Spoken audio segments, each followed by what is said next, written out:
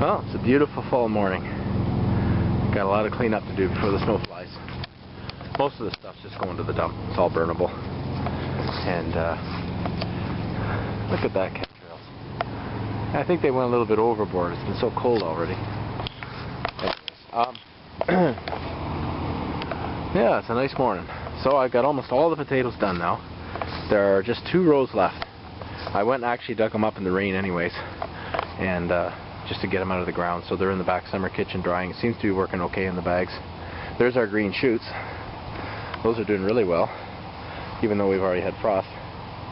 And the greenhouse is already picked. I got to clean out all them tomatoes. Didn't get quite the yield that we thought we would, even though the plants grew really well. It's already flashing. Yeah. I got the winter jacket out today, and don't you love it when you do that and you find money?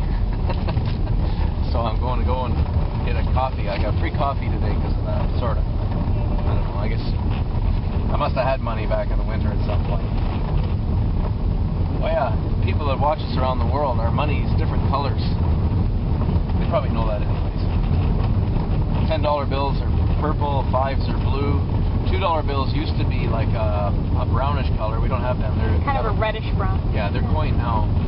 And a $1 bills used to look like a American. They were like a green. Actually, the $1s and the 20s were almost the same color. 20s are green, 50s are orange, and $100 bills are brown. And I don't know. I've never seen a $1,000 bill. Probably never will. I don't know what color they are. I don't even know if they make them anymore.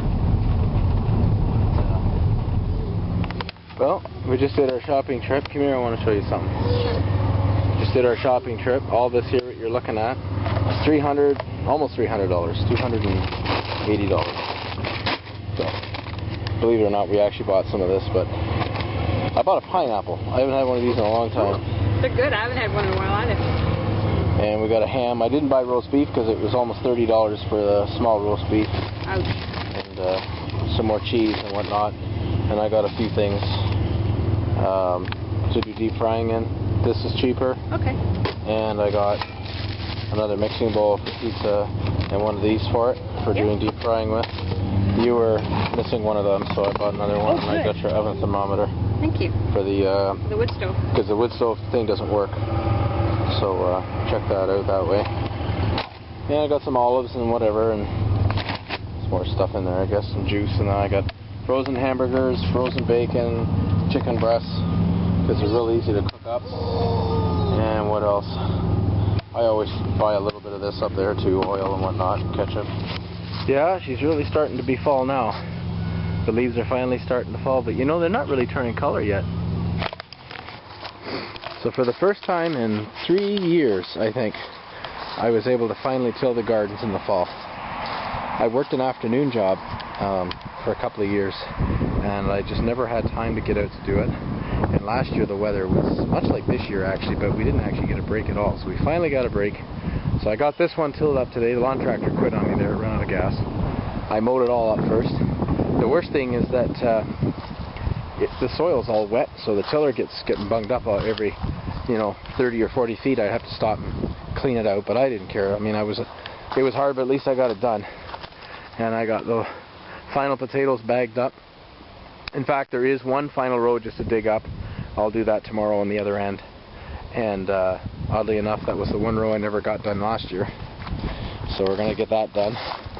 And I'm just showing you here this. At least it's hand dug at this last little bit, so if I don't get to till the rest, that'll be fine. At least this year I can get the frost to try to get rid of some of that grass. This garden's the worst for it. This one up here, our newest one, this pretty much took enough time as it was today, so I'll probably try and finish it off tomorrow. And it's not as bad for the grass. What you're seeing there is actually mixed green that's growing. So it won't be as bad. It's not nearly as bad for trash either, so. And then this one up here.